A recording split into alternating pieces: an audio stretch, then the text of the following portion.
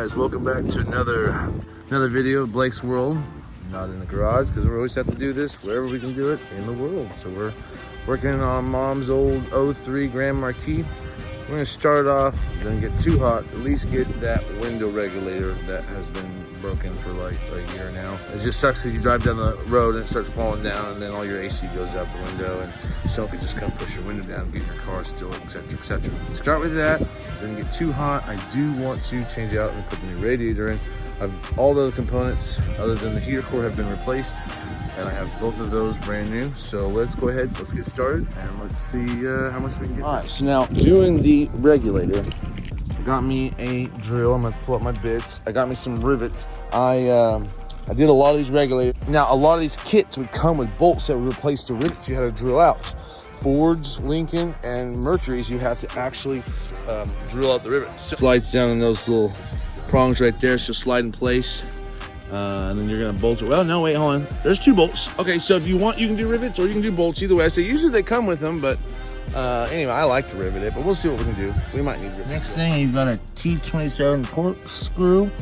You're gonna pop that cap off there to get that. A little quicker than I needed to. But so basically, when your door panel is actually still on, and you remove the one I showed you, the T25, 27, I think it's 27. Once you do that, then you want to gently pop this out. Now there's obviously one clip there. There's two clips on the bottom. You don't want that to break. And then once you pop that out, you're golden. Then you're gonna move your way down here. And you're gonna pop the little trim piece here off. Actually, you didn't really have to pop that off. I just did out of habit. Once that's there, you're slowly gonna pry this off. There are a lot of trim pieces. You got one in the front, one in the back, two on the front side. I've broken so many of those in my day, including on Fords. Be very careful not to break that. Then you're gonna obviously unplug it. There's gonna be one 7 mil you're gonna take off, and you're gonna start from and there's another 7 mil on the bottom right there that goes in. So a total of two 7 mils plus that Torx, and then popping those two pieces off. Once you have that off, you're gonna start from the bottom and pry outward so you don't break the things. And then once you have it all popped off, you're gonna pull it up. This is gonna slip off and off the groove here.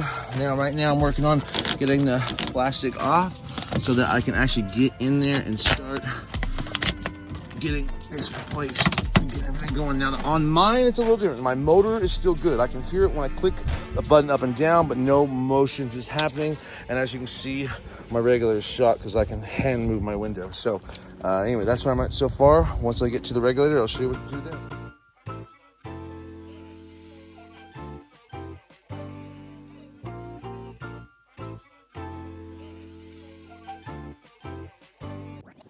Switch it up.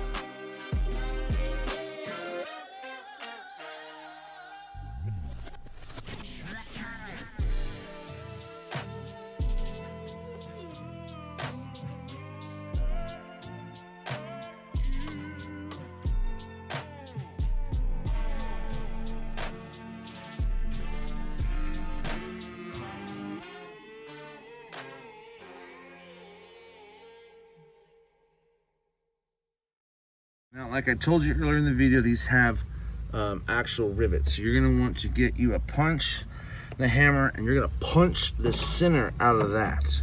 Once those are punched out, then you're gonna take your drill. I'm not sure if it's 3/16 bit or not. We're gonna figure that in just a second. Let me get this punched out, and then I'll show you what to do. A little quick indicator that it is not the motor. You can see that right there. And that shows you that regulator shot. That pulley system is not working like it's intended to work at all. So now, if I remember right, you got one bolt here, one bolt there. This is a rivet. You got a rivet there that holds that to the window. Basically, if you're having trouble, you can use this as the map if you want.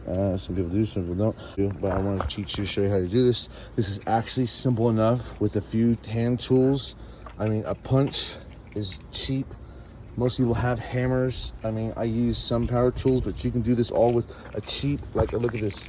This is a super cheap, basic, $18, tool set. So, gals, guys, you might think, oh, I'm not that mechanically inclined.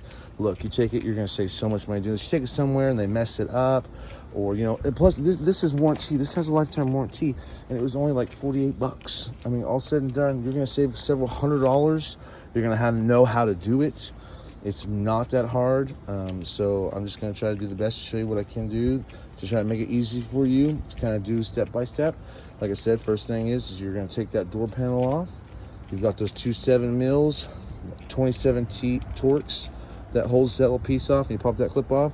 You slowly pop her off without breaking into tabs. I said unplug this, obviously, like I said a second ago. Once you have that off, we're gonna have to get that regulator done. Now the regulator's connected to the window. That's why we have to punch these out and drill them out. Now I actually went and just bought a drill because I don't have a drill. I don't know what the hell happened to it. Gone. But I got this for $14 at Harbor Freight. You can go buy individual,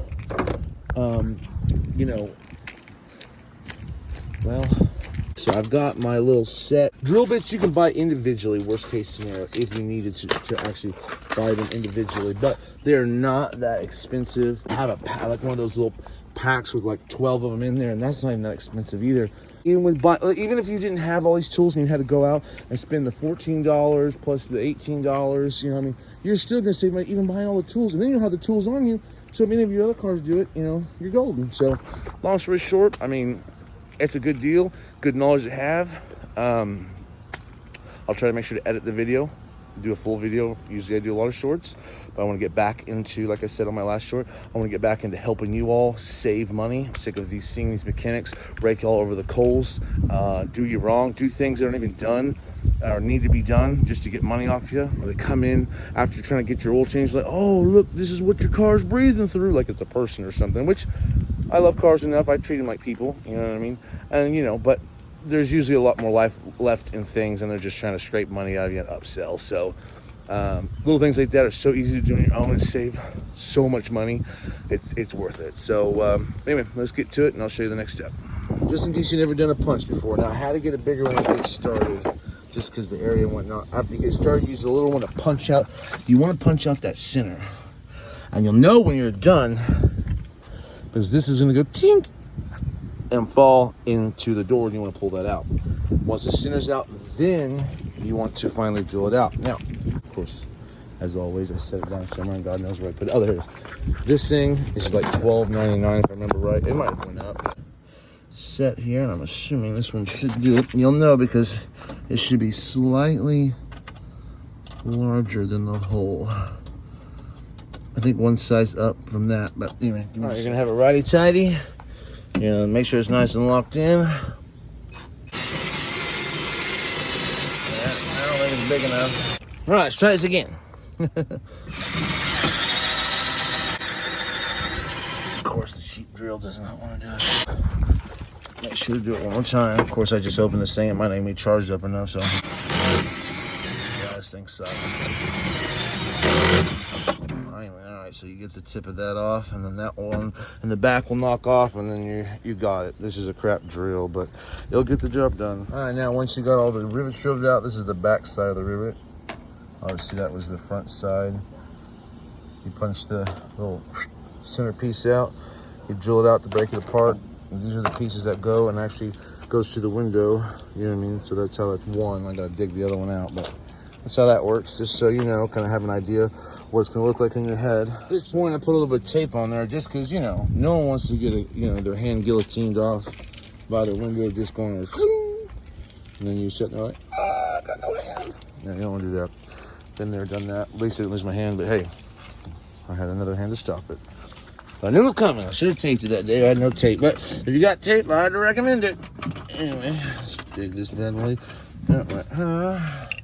Got both sides out, and now let's finish the rivets and the bolts to get the regulator out, which I'll show you in just a second. And then put the new one in and do reverse the steps, and we're golden. I stuff all the rubber, the plastic back in because you don't want air coming in. I did this mistake on my very first truck when I was 15, where you take that plastic stuff off, air gets to your door when you're driving, and if it's cold, you're trying to stay warm in the winter, not fun. Long story short, you always want to put that back. Now, what I just did is I punched out rivet 1, rivet 2. You've got 2 bolts here on top you're going to undo. That's going to undo the actual, those 4 there. Now, you got to remember, we got to pull that off the back of the motor, which we're going to have to pull the whole unit out. It's the best to just to do it that. Now, no, I'm sorry, 3 star nuts that hold the motor on. So, these 2 bolts, those 3 bolts. So 1, 2, 3, 1, 2. Once you get pulled out, you're going to take the motor off. Put it back on there. You're going to have to unplug it. It's going to be plugged in there. There's wires that go in there and plug in the motor to put power to the motor. And then we'll actually have to take the window out because those top 2 bolts right here, they will not come out because that window's in the way. I don't know exactly the best way to do this, but with one-handed it ain't working. Anyway, you get the gist. Just jimmy it out. Let me see how to do it. All right, so basically, you want to take this top, like this, you want this butt all the way over, right? All the way over. And then you're going to pull this out and push this down. And you're going to get it out. And then once you get it out, you'll be able to unplug. Do not mess with this side. Only unplug the one that goes down.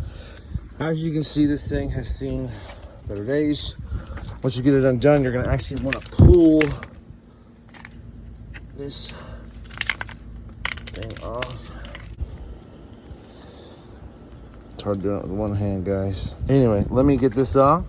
Once I get her off, we'll get the new one going. All right, so for simplicity's sake, I took the 2 bolts out on the bottom and I used the bolts. I'm gonna go ahead and use the bolts to hold the window in. Got to put the window back in. Now, my thing is I was gonna do what I normally do, and I'm just gonna, use the rivets.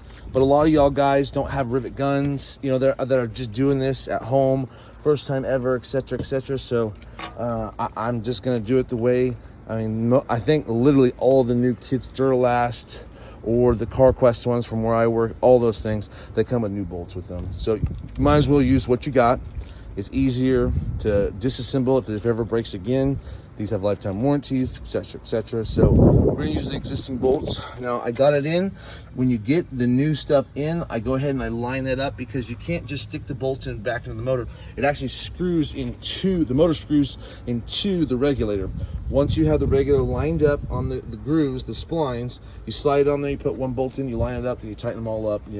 I do top, left, right. Then I get those 2 in, tighten those up, then you tighten the top. Always tighten the bottom first, make sure they're lined up. Once you have all that punched in, then you're gonna get the window in. You're gonna actually have to hook up the switch to go up and down to put the bolts in. So, but right now we're gonna get the window in. Now putting the window in, I should have showed you pulling it out. It's actually pretty easy. It's not as hard as you think. The hard part is getting it back in line. That and not ruining the tint, of course, since I had this tinted not long ago, and it's not the cheapest thing in the world. Okay, let's see. So we're lining up with the grooves here. Kind of hard one hand trying to show you all this, but y'all get the gist. I don't want to break this glass. Mama would kill me. So you get it lined up, and you're gonna actually have it kind of bent out this way to get it in, and then you're gonna put it back on track when you pull it up. Make sure you don't just stick the bolts in. It won't work. You have to reuse those. The bolts will go through those. White on the, I think it's on the front side, back, the metal one's on the back side. All right, now to check it, you turn the key on the on position. Let's go ahead and plug that in. Let's find out. Well, you got a working window again. Of course, we'll have to unplug this. What we'll do is go ahead and put everything back together like we took it off, which is easy peasy. You just want to put the plastic back on. Once the plastic's back on, you want to lay that on. You want that top lip to lay up in here. Make sure this is clean so it has a good surface to go up and down and not wear out the new motor. You got your 2.7 and your T27 torch bit, and put it all back together. But anyway, I hope everyone, this helps. If you have to do a door, most regulators, other than like maybe BMW, are about like this. So I mean, Oldsmobile, I've done Pontiac, I've done Chevy, I've done my Tahoes before. Actually, even the Super Cubes, Passion, have just been redone. So Fords usually are riveted in. You got to punch those out, and that's the biggest pain. But usually, you know, Chevrolets, they're not like that. They're a little bit easier. They're kind of harder to get in. You might cut your hand up a bit just because how thin the metal is, which I didn't cut myself actually surprisingly at all. Well, wait, up to the back, a little cut. But anyway, don't forget to like and subscribe, and I hope this helped. And have a good day.